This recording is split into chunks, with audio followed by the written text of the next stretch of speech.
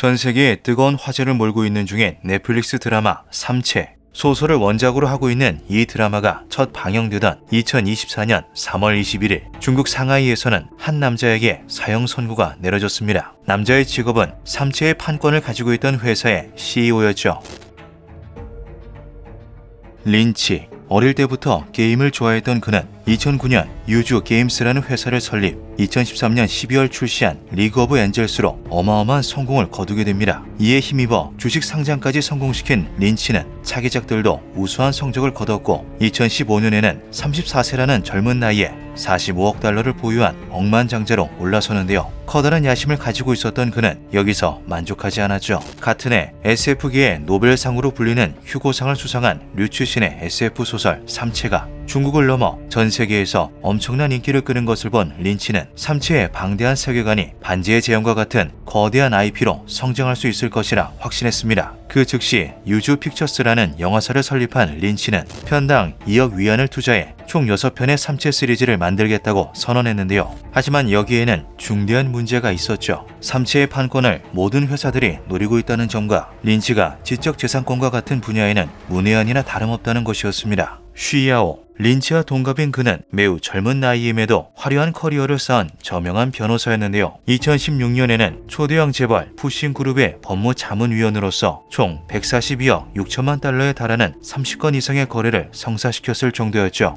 2017년 2년의 노력에도 삼체의 판권을 손에 넣지 못했던 린치는 쉬야오에게 무려 2천만 위안의 연봉과 CEO의 자리를 제시, 그를 판권 계약 담당으로 채용합니다. 그리고 이듬해 쉬야오는 1억 2천만 달러의 삼체의 글로벌 독점 판권을 따내는데요. 이 대성공에 크게 기뻐한 린치는 삼체 IP 개발만을 위한 자회사를 설립, 쉬야오를 CEO에 앉힌 뒤 전권을 위임함과 동시에 무제한적인 지원을 실시했죠. 그러나 안타깝게도 쉬야오와 린치 두 남자는 모두 미디어 분야에 대해서는 아는 것이 전혀 없었습니다. 두 사람은 1년간 천문학적인 투자금을 쓰고도 아무런 성과를 이뤄내지 못했는데요. 린치는 그에게 충분한 기회를 주었다고 판단하고 구조조정을 실시했죠. 예전의 공적을 인정하여 쉬야오의 CEO 자리는 유지시켰지만 그의 연봉은 4분의 1인 500만 위안으로 삭감되었습니다. 또한 다른 미디어 전문가들이 새로이 자회사의 임원으로 임명되었고 넷플릭스 프로젝트는 쉬야오가 아닌 전문가 임원들을 주축으로 진행되었는데요. 넷플릭스 프로젝트의 프로듀서가 회사의 CEO인 자신이 아니라는 점에 쉬야오는 커다란 충격을 받았죠. 그럼에도 린치는 이 힘든 시기를 쉬야오와 함께 버틸 수 있으리라 생각했습니다. 비록 그의 연봉은 삭감했지만 그의 명예만큼은 유지시킴으로써 동갑인 둘이 지속적으로 협력할 수 있으리라 믿었는데요. 하지만 쉬야오는 그렇게 생각하지 않았죠. 평소 주변 사람들로부터 대범하고 선량하다고 평가를 받았던 쉬야오였지만 사실 그의 진짜 모습은 정반대였습니다. 린치의 행동이 토사구팽의 시작이라 판단한 쉬야오는 분노에 몸부림치며 매일 밤을 보냈고 그의 머릿속에서는 온갖 끔찍한 공상들이 휘몰아쳤는데요. 천재 화학자인 월터 화이트가 타락하는 과정을 담고 있는 유명 미국 드라마 브레이킹 배드의 열렬한 팬이었던 쉬야오는 자신의 지능이 드라마 속의 주인공에 부족하지 않다고 생각했죠. 브레이킹 배드의 한 장면처럼 린치를 독살하겠다고 마음먹은 쉬야오는 아주 세심하게 계획을 세웠습니다. 먼저 그는 160개가 넘는 타인 명의의 대포폰을 확보했는데요. 이후 일본으로 건너가 무역회사를 설립한 쉬야오는 합법적으로 수많은 의약품과 원재료들을 수입하기 시작했죠. 악용을 막기 위한 해외 사이트들의 1인당 최대 구매 제한은 앞서 확보한 대량의 대포폰 앞에 무력화되었고 쉬야오는 제약회사를 방불케 하는 양의 재료를 손에 넣는데 성공합니다. 쉬야오가 원하는 것은 약 1-2주 후에 사망함으로써 린치의 죽음을 다른 원인으로 위장할 수 있는 특제 독약이었는데요. 상하이에 구입한 주택을 실험실로 개조한 그는 지속적으로 동물을 사들여 독의 효과를 실험했죠. 그와 동시에 값비싼 변호사들을 고용해 만약 자신의 범죄가 들통났을 경우를 대비한 철저한 준비까지 진행했습니다. 심리 감정 결과에서 정신병자로 진단받기 위해 관련 서적과 논문들을 인터넷에서 탐독하는 것은 물론 예행 연수까지 몇 번이고 반복했는데요. 2020년 9월 삼체의 판권이 넷플릭스에 판매됨과 거의 비슷한 시기에 특제 독약이 완성되었죠. 마지막까지 신중을 기한 쉬야오는 직접 제약 라인을 만들었고 마침내 2020년 12월 특제 독약을 재료로 한 가짜 프로바이오틱스 30알을 제조하는 데 성공합니다. 요즘 린치가 식사도 걸으면서 일을 하던데 이거라도 먹으면서 건강 좀 챙기라고 전해줘.